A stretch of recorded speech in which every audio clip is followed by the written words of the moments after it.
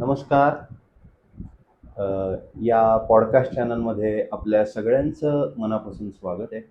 रसिक हो, doctor Muralidhar Warunjikar sir यांच्यासोबत आत्तापर्यंत आपण कृष्णा नदी परिक्रमा, चायना आणि नवग्रह मंदिर या संदर्भातील पॉडकास्ट ऐकला, अनुभवला आणि त्याचा आनंद आपण परिपूर्णपणे घेतला.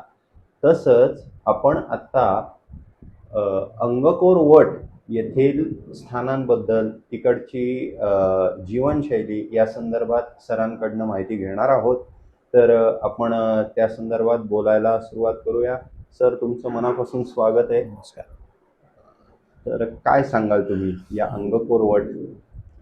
कंबोडिया या देशामधलं अंकोर वट हे जगातलं 8वं आश्चर्य आहे. बर. आता आपण असं लक्षात घेऊया की अंकोर वट हे विष्णू मंदिर आहे. हो. आता विष्णू मंदिर आहे आणि साधारणपणे 10व्या-11व्या शतकामध्ये या ठिकाणी हिंदू साम्राज्य होतं. म्हणजे त्या ठिकाणी असं म्हणू की तिथं पूर्ण लोक हिंदू होते आणि आज मी तीच बघायला झालं तर तिथे एकही हिंदू नाही आहे. एक बाजू. दुसरं, अंकोर वटचं जे मंदिर आहे विष्णू मंदिर त्याचीच प्रतिकृती कंबोडियाच्या ध्वजावर आहे किंवा नोटेवरती मंदिराचं चित्र असणं हा एकमेव देश आहे की ज्याच्यामध्ये नोटेवरती मंदिराची प्रतिकृती दाखवलेली आहे. तर अशा ठिकाणी आपण जावं असं मला वाटतं, किंवा असंही धरू की अंकोर वटला कमी हिंदू लोक जातात.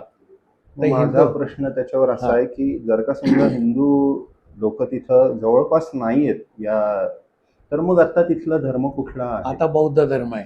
बौद्ध धर्म आहे.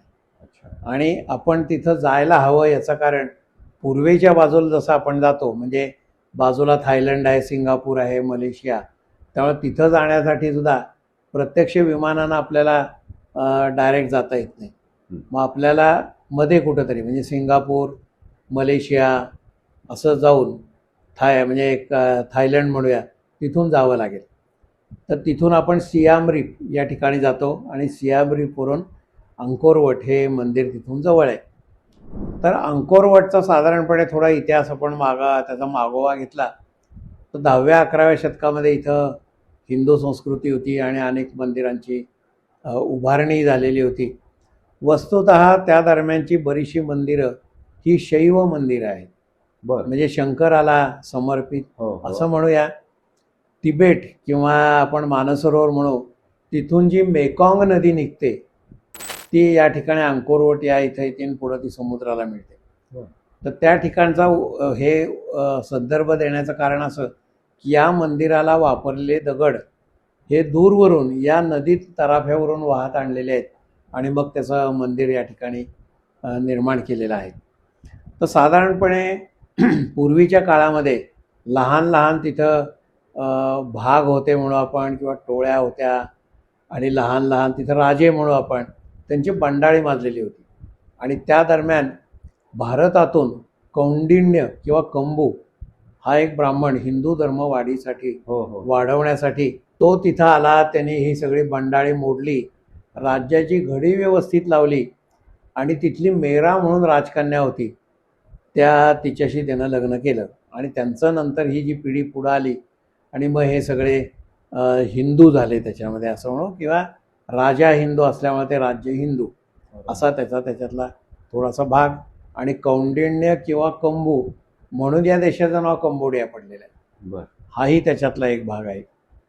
पुढं त्या दरम्यान जी काही अनेक मंदिरं बांधली गेलेली आहेत त्या मंदिराच्या खोलात आपण जाणार नाही. याचा अर्थ बऱ्याच ठिकाणी राजा तिथला जो आहे त्याचे चेहरे मंदिरावर दाखवलेले आहेत.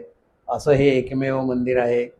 काही ठिकाणी आता जी मंदिरं आहेत ती आपण पुढे येणार आहे त्याच्यामध्ये, की ही मंदिरं अनेक वर्ष अज्ञातसुद्धा राहिलेली आहेत.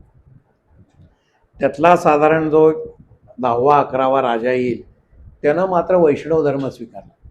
आणि वैष्णव धर्म स्वीकारल्यानंतर त्याला वाटलं आपण विष्णूचं मोठं मंदिर बांधावं.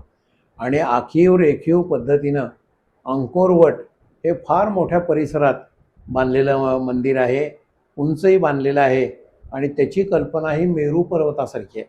बर. इकडचे बरीच मंदिरं ही मेरू पर्वताच्या कल्पनेतनं झालेली आहेत.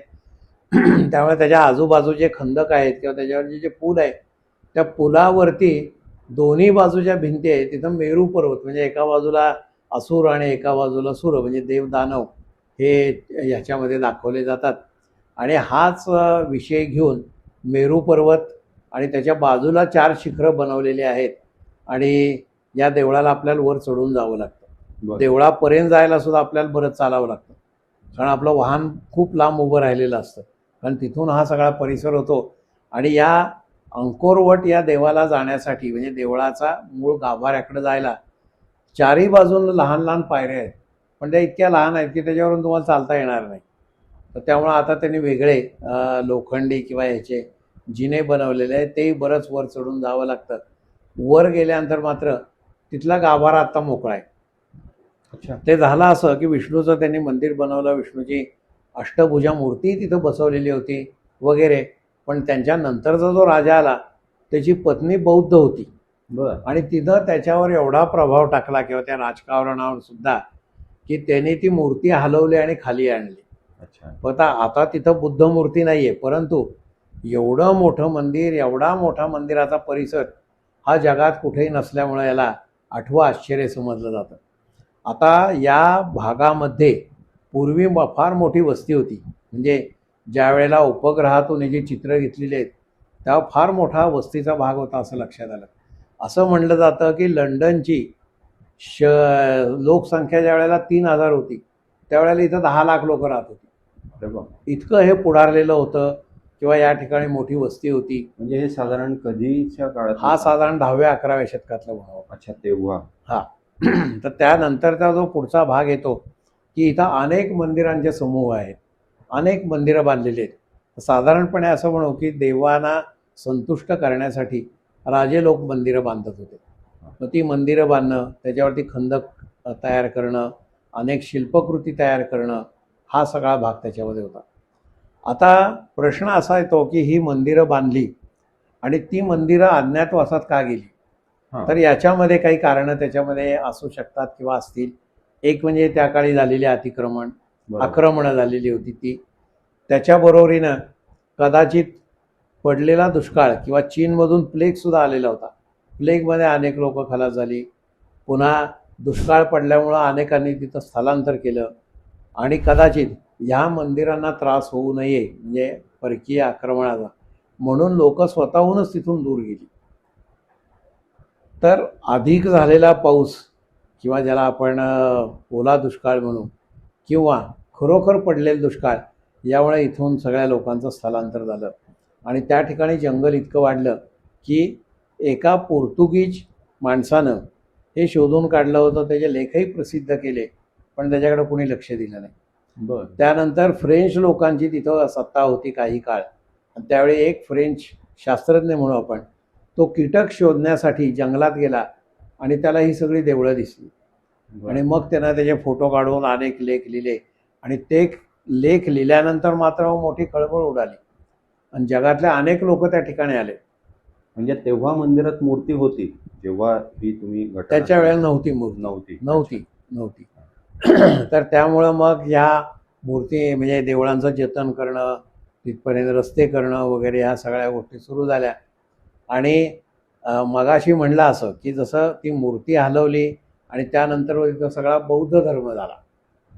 म्हणजे राजाश्रय बौद्ध धर्माला गेल्यामुळं मग लोकांनी बौद्ध धर्म, आणि हे सुद्धा एक कारण सांगितलं जातं की पूर्वी शैव धर्म होता, नंतर वैष्णव आणि नंतर बौद्ध धर्म आला. लोकांच्या स्थलांतराचं अजून एक कारण सांगता येईल की पूर्वी शैव धर्म होता, म्हणजे शंकराची प्रार्थना म्हणजे भक्ती म्हणू आपण. बरोबर. त्यानंतर वैष्णव धर्म राजानं स्वीकारला आणि त्यामुळं त्या ठिकाणी विष्णू भक्ती झाली. विष्णू भक्तीनंतर बुद्ध भक्ती सुरू झाली. त्यामुळे लोकांमधला आत्मविश्वास थोडा कमी झाला किंवा राजावरचा विश्वास कमी झाला. आता पूर्वी ज्या वेळेला कंबू राजा तिथं आलेला होता आणि त्यानंतरचे सुद्धा आलेले राजे किंवा काय, या लोकांनी बरंच मोठं काम केलेलं आहे. म्हणजे तिथं बंधारे घातले, लोकांना शेती शिकवली, अनेक लोक भारतातून बोलून आणली त्या ठिकाणी. आणि मग त्या ठिकाणी जी देवळं होती किंवा मंदिरं होती त्या ठिकाणी आतासुद्धा आपण विशेषतः कंबोडिया म्हणजे अंकोरवट या ठिकाणच्या मंदिरामध्ये रामायण महाभारतातले अनेक प्रसंग दाखवलेले आहेत. बरोबर.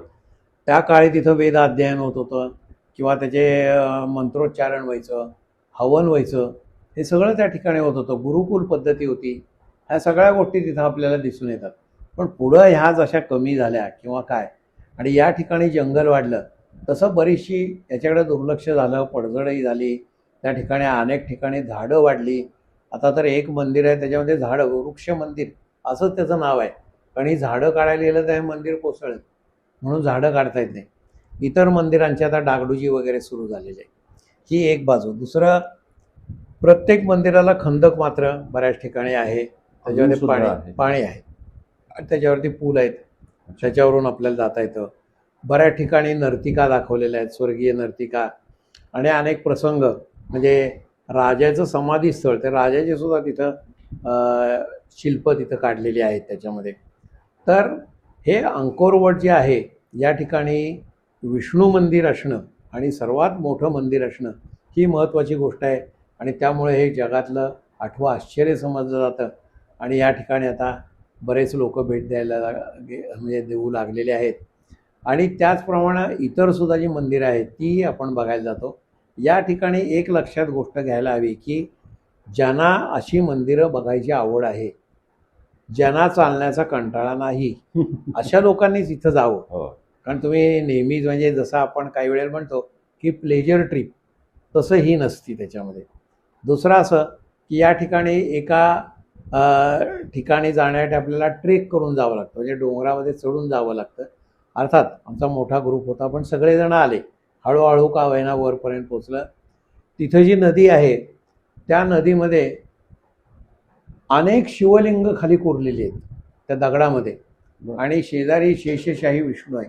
बरं. ते शिल्पसुद्धा अतिशय छान बघण्यासारखं आहे. आणि त्या ठिकाणी आपण जातो, ही सगळी मंदिरं बघतो आणि त्या नदीचा पुढं धबधबा होऊनही पडतो, ते सुद्धा सगळं बघण्यासारखं आहे. तर हे सुद्धा मुद्दाम बघायला जावं, म्हणजे नैसर्गिक गोष्टी काय आहेत ते. तर हा जसा एक भाग येतो, त्याच्याबरोबरीनं शेजारी चीन म्हणा किंवा कम्युनिस्ट देश वगैरे हा सगळा प्रकार. थायलंड, आता थायलंड म्हणजे पूर्वी सयामला सुवर्णभूमी म्हणत होते. तुमचं हे व्हिएटनाम घेतलं त्याचं नाव चंपा होतं. म्हणजे एका अर्थानं ज्याला आपण बृहन भारत म्हणू, हे सगळे देश एका अर्थानं आपले आहेत किंवा कधी काळी तिथं आपली संस्कृती आहे. त्यामुळे इथं आपण पुन्हा भेट द्यायला हवी. हो. आता थायलंडला आपण तिथं गेलो तर तिथं विमानतळावरती मेरू पर्वताचं मोठं शिल्प आहे. म्हणजे आपल्याकडे जसं आपण काही हे बघतो तर ते मुद्दाम तिथं बघायला जायला हरकत नाही आहे. ही एक बाजू त्याच्यातली. तर दुसरं असं की कंबोडियामध्ये पॉल पोट म्हणून एक कम्युनिस्ट धार्जिणा राज्यकर्ता होता. आणि चिनी लोकांच्या सांगण्यावरून त्यानं आपल्याच लोकांचा म्हणजे कंबोडियातल्या लोकांचाच मोठा नरसंहार किंवा ज्याला जिनोसाईड म्हणतो ते केलं. त्याच्यामध्ये लाखो लोक त्यानं मारले. हे काय कारण होतं त्याचं? त्याचं कारण म्हणजे त्यांचा कम्युनिझमला विरोध बरं. असावं. त्यामुळं त्याचं सुद्धा एक मोठं संग्रहालय आहे. त्याच्यामध्ये माणसांच्या अनेक कवट्या आणि हे सगळं ठेवलेलं आहे. पण ते सगळं बघताना आपल्या अंगावर काटा येतो. म्हणजे तर ही सगळी जी इतिहास आहे, संस्कृती आहे, याचा आपण अभ्यास करायला हवा, हे बघायला हवं. तर त्या ठिकाणी जाणं आणि ही सगळी मंदिरं बघणं हे महत्त्वाचं आहे. आणि याच्या दृष्टीनं सुद्धा विशेषतः अंकोरवट हे जगातलं एक 8वं आश्चर्य आहे म्हणून आपण तिथं जायला हवं. त्याचा अर्थात आता मी सांगितलं असं बऱ्याच ठिकाणी डागडुजी चालू आहे, पण इथं गेल्यानंतर आपल्याबरोबर मार्गदर्शक असतो किंवा मार्गदर्शक घ्यावा, तो आपल्याला आतली सगळी माहिती देतो, कुठं जायचं काय आहे. म्हणजे अंकोरवटचं जे विष्णू मंदिर आहे त्या ठिकाणी एक दवाखानासुद्धा मुद्दाम आहे, तो त्या काळचा आहे. म्हणजे कुणाला काही लागलं तर तिथं येऊन त्यांनी उपचार घ्यावेत असं. आणि नंतर मी जेव्हा माहिती घेतली तेव्हा लोक म्हणले की तुम्ही म्हणता की 400 वर्षे हे सगळं अज्ञात होतं, पण तसं नाही आहे म्हणले. अच्छा. इथं भिक्खू होते आणि ते नेहमीच जाऊन तिथं पूजा करत होते या देवळांमध्ये. फक्त ही हकीकत किंवा हा इतिहास पुढं आलेला नाही आहे. तसंच राजांच्या ज्या स्मशानभूमी होत्या त्यासुद्धा आपल्याला दाखवल्या जातात, त्या कशा होत्या काय होत्या वगैरे, त्याचं सुद्धा आपल्याला हे सगळं बघता येतं. तर हे बघण्याच्या दृष्टीनं मुद्दाम वेळ काढायला हवा. अंकोरवटची बरेचदा माहिती मी असं म्हणेन की समोरासमोर सांगताना मी कमी पडत असेल की तुम्ही तिथं जाऊन स्वतः अनुभवण्याची ही सगळी गोष्ट आहे. म्हणजे हा अनुभव तुम्ही घ्यायला हवा. बरोबर. तर या दृष्टीनं तुम्ही एकदा अंकोरवटला जा. खाली विष्णू मूर्ती आपल्याला बघता येते. तिथे भव्य आणि प्रचंड प्राचीन असं जे मंदिर आहे आणि मुख्य म्हणजे हिंदू संस्कृतीचा एक मानबिंदू आहे असं म्हणू. हा आपला कंबोडिया देश किंवा ज्याला कंपुचिया असं सुद्धा नाव आहे, ते अच्छा. आपल्याकडच्या कंबू याच्यावरूनच पडलेलं आहे. त्याचा ध्वज आहे, त्याच्यावर मंदिर आहे, त्याच्या नोटा आहेत, त्याच्यावर सुद्धा मंदिराचं चित्र आहे. या आपल्या दृष्टीनं अभिमानाच्या गोष्टी आहेत. त्यामुळं अशा या अंकोरवट मंदिराला आपण अवश्य भेट द्यावी आणि त्याचा आनंद घ्यावा.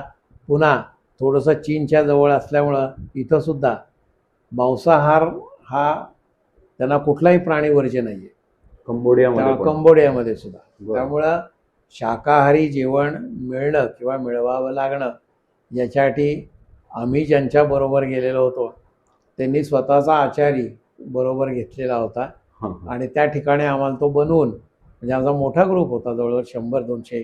किती दिवसाची होती तुमची सहल? ही 5 दिवसाची होती. 5 दिवस. त्यामुळं एक दिवस जायला, एक दिवस यायला आणि आणि 5 मंदिर दिवस. बघायला साधारण किती दिवस वेळ म्हणजे? मंदिर बघण्यासाठी साधारण एक 5 दिवस आपल्याला तिथं जातात. म्हणजे मी सांगितलं 5 असंच दिवस.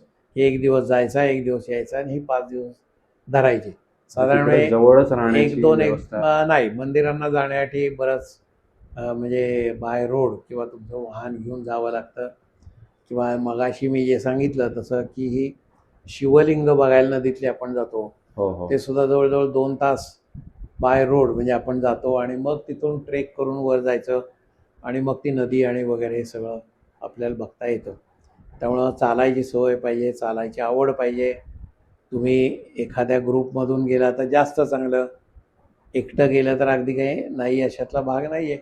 पण मग थोडं शाकाहारी जेवणाची परवड होऊ शकते, तशी तयारी करून तुम्ही जावं असा साधारण त्यातला भाग आहे.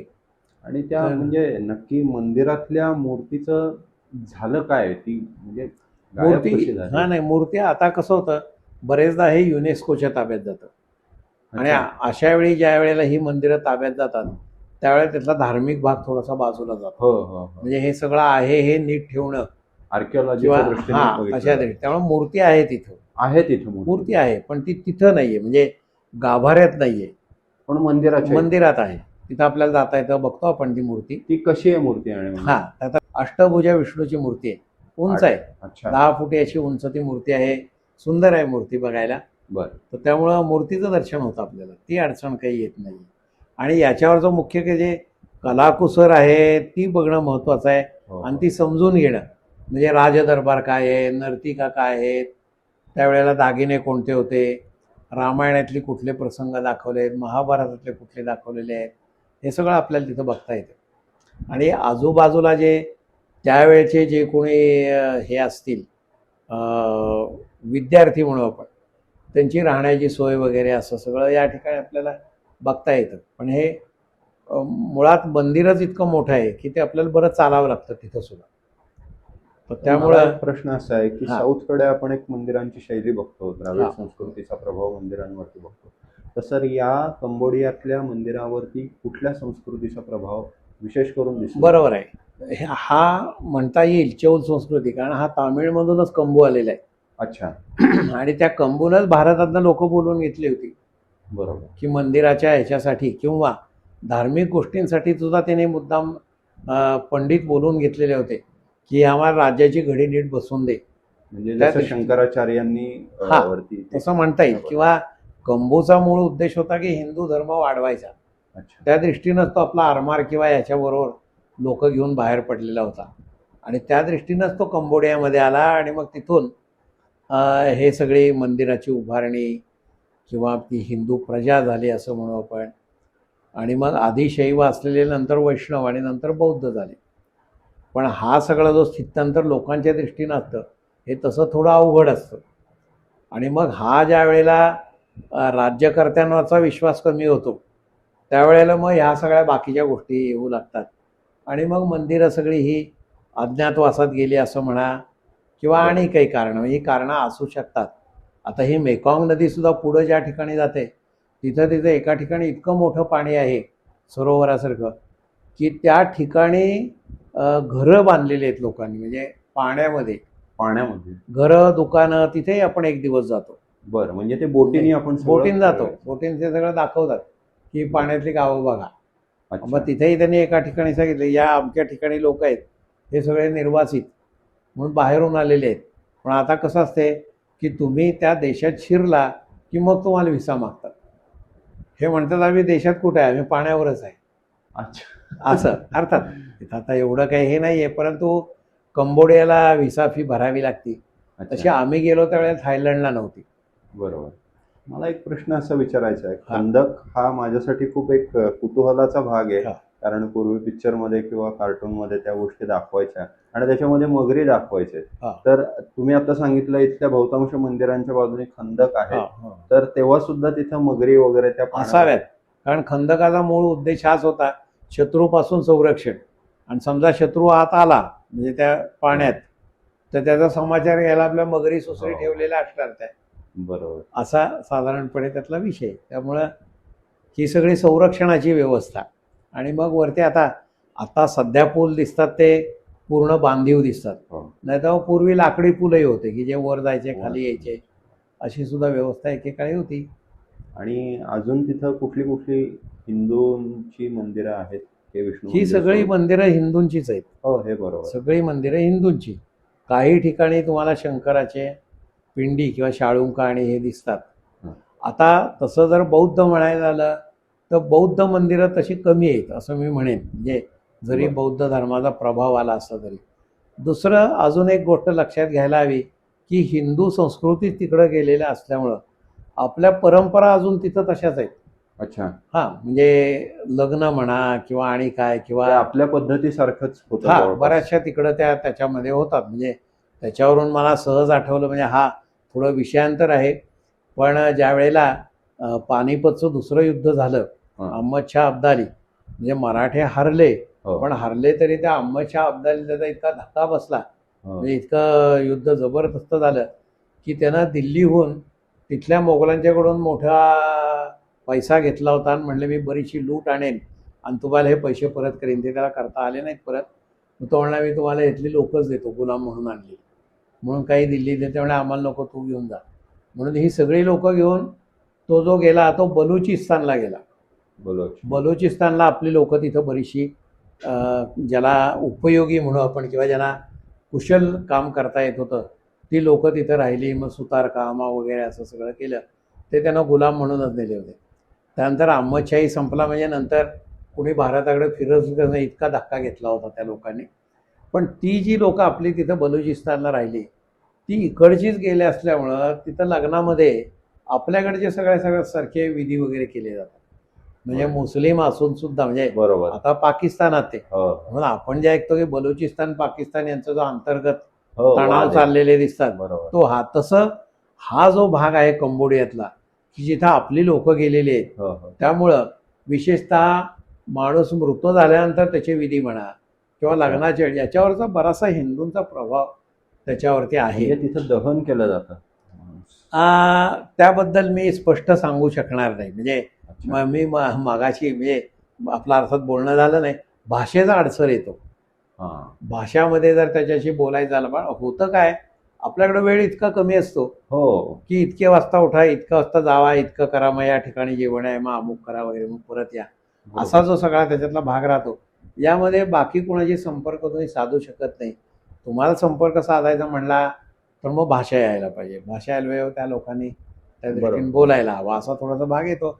मी कदाचित असं सुचवेन की तिथे एक सियाम रिप आणि ह्याच्याजवळ एक मोठं संग्रहालयाला भेट द्या. संग्रहालयात हे सगळं बरंचसं लिहिलेलं असतं.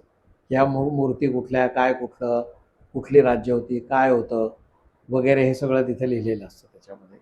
तिथं साधारणपणे सण असे काय साजरे केले जातात? कारण दोन संस्कृतींचा मिलाप झालेला आहे हा हां, ठिकाण. आता दोन संस्कृतीचा मिलाप झाला होता. आता जसं मी म्हटलं की आता हिंदू कोण नाही आहेत, बरोबर. त्यामुळं सणाबद्दलची सुद्धा माहिती फार काही घेता आली नाही तिकडच्या याच्या बाजूची. अच्छा. त्यामुळं याच्याबद्दल मी जसं म्हणलं की या ठिकाणांना पुन्हा भेटी द्यायला पाहिजे. बरोबर. आणि पुन्हा भेटी द्यायला पाहिजेत म्हणजे तिथं तुम्ही राहायला पाहिजे. होय. राहायला पाहिजे. मग तिथल्या कोणाची तरी समजा दुभाषिक असेल त्याच्याबरोबरही जाऊन लोकांशी बोललं पाहिजे. मग काय काय होतं हे सगळं बघितल्यानंतर पुन्हा कसं होतं की जसं आपण बाकीची माहिती घ्यायला जातो त्यावेळेला मग ते सांगतातच की आता थोडासा चिनी लोकांचाही प्रभाव आहे तिथं, गुंड असतात. मग रात्री तुम्ही गेला तुमचं जे काही सामान हिसकावलं काय झालं वगैरे, तर त्यामुळं एकटे एकटे फिरू नका किंवा ग्रुपनं जा अच्छा. वगैरे असंही सांगतात, ते सुचवतात असं. त्यामुळं हा एक थोडा वेगळा भाग राहतो. हो, हो. पण आता हळूहळू आपली लोक जसं एका मंदिराचा भाग मी मगाशी जसं सांगितलं की याची डागडुजी करण्यासाठी अनेक देश पुढे सरसावलेत, त्यात एका ठिकाणी भारतीय चमू सुद्धा आम्हाला भेटला बरं. की जे हे सगळं पुनर्निर्माण किंवा पडलेल्या भिंती आहेत ते एक एक दगड घेऊन बांधणं हे करणं वगैरे, मग त्यांनी चांगली माहिती दिली. आणि आपला तिथं कंबोडियामध्ये त्या ठिकाणी का होईना भारताचा ध्वज ही सगळी हो, लोक हो, हो. आणि जय महाराष्ट्र जय भारत असं म्हणण्याचा निदान थोडासा तरी आपल्याला तिथं हे येतो. बरोबर. त्यामुळे ही लोक सुद्धा 6-6 महिने राहतात तिथं, फक्त त्यांची कामं चालू असतात. पण यातल्या मग लोकांची पुन्हा हाच प्रश्न येतो की त्यांच्याशी बोलणार केव्हा तुम्ही, ते मोकळे केव्हा, ते कामात असतात ही लोक, कामं चालू असतात तिथली. बरोबर. तर त्यामुळे ते पायडं बांधणं, ती दगडं बसवणं, वर नेणं आणि पुन्हा असं राहतं की त्यावेळेसारखं बांधकाम दिसलं पाहिजे, त्याच्यामध्ये नाविन्य असं काही यायला नको. बरोबर आहे. तर त्याप्रमाणे मग ते थोडा त्याचा अभ्यास करून बसवतात त्या ठिकाणी. हो, हो. आणि तिथं सुद्धा बऱ्याच ठिकाणी त्याच्या ज्या आपण बाजूच्या भिंती म्हणतो आपण किंवा त्या ढासळलेल्या आहेत, त्याची दगडं पडलेली असतात, त्या दगडांमधून आपल्याला जावं लागतं त्या देऊळ आणि हे सगळं बघण्यासाठी. त्यामुळं या सगळ्या गोष्टींची आपली मनाची तयारी पाहिजे की बा हो हे मी बघेन आणि हे बघायला जाणार आहे, असं मग जायला हरकत नाही. अर्थात जगातलं एक 8वं आश्चर्य म्हणून तर बघायला जायला काही हरकत हो, नाहीच आहे हो. त्याच्यामध्ये. तर त्यामुळं तुम्ही एकदा जाऊन अवश्य भेट द्यावी आणि विष्णू मंदिराचं सौंदर्य न्याहाळावं बरोबर. आणि त्याचा आनंद घ्यावा. अतिशय मनापासून धन्यवाद सर. आत्ता आपल्याला सरांनी कंबोडिया येथील अंगकोर वट या विष्णू मंदिरासंदर्भात माहिती दिली. मला याच्यातला आवडलेला आणि भावलेला भाग असा की खूप कमी वेळामध्ये तिकडं जास्तीत जास्त अभ्यासपूर्वक माहिती गोळा करून आणायची. नुसती इथं बसून त्याचा अभ्यास न करता त्या स्थानावरती प्रत्यक्ष भेट देऊन त्या लोकांशी बोलण्याचा प्रयत्न करून तिकडनं माहिती गोळा करून ती आपल्यापर्यंत पोहोचवण्याचा सरांचा अट्टाहास हा कायमच असतो आणि त्याच्यामुळे आपल्याला अनेक वेगवेगळ्या गोष्टींबद्दल माहिती होते आणि आपल्याला नवीन नवीन कुतूहलसुद्धा लागते. सरांनासुद्धा प्रोत्साहन मिळतं वेगवेगळ्या ठिकाणी जाऊन भेट द्यावी आणि तिकडनं माहिती आणावी. आत्तापर्यंत आपण कृष्णा नदीचा पॉडकास्ट ऐकला. कृष्णा नदीचं सरांशी अतिशय अतूट नातं आहे, कारण त्यांचा जन्म, त्यांचा कृष्णा नदीचा सहवास फार मोठ्या प्रमाणामध्ये सरांना लाभला आणि ते एकदा परिक्रमा करून आलेले नाही, तर अजूनसुद्धा परत परत त्या स्थानांना जातात, तिथं भेट देतात आणि कृष्णामाईचा आशीर्वाद येणं केनं प्रकारेनं घेतात. या कृष्णा नदीचा पॉडकास्ट आपण याच यूट्यूब चॅनलवरती अपलोड केलेला आहे आणि त्याचबरोबर चायना तिथली माहिती याचा देखील पॉडकास्ट आपण या चॅनलवरती अपलोड केलेला आहे. त्याचा देखील आपण सर्वांनी आस्वाद घ्या. त्या सर्वाची लिंक मी डिस्क्रिप्शनवरती खाली देतो. पुन्हा एकदा सरांना मनापासून कृतज्ञतापूर्वक नमस्कार की अशी छान माहिती आम्हाला तुम्ही प्रोव्हाइड केली. धन्यवाद. कंबोडियाची माहिती तुम्हाला माझ्या यूट्यूबवर प्रत्यक्षात मिळेल आणि लवकरच अजून एक नवीन मी पॉडकास्टसाठी आपण भेटूया. चुकू नये असे काही, म्हणजे अशी काही ठिकाणं आहेत की जिथं आपण कमी वेळा जातो का गेलेलोच नसतो, हां. अशी काही ठिकाणं मी बघून आलेलो आहे. तर जी मी पाहिलीत ती तुमच्यापर्यंत पोचवतो. शक्य असेल तर तुम्ही तिथं जा, त्याचा आनंद घ्या. पुनश्च भेट लवकरच. धन्यवाद.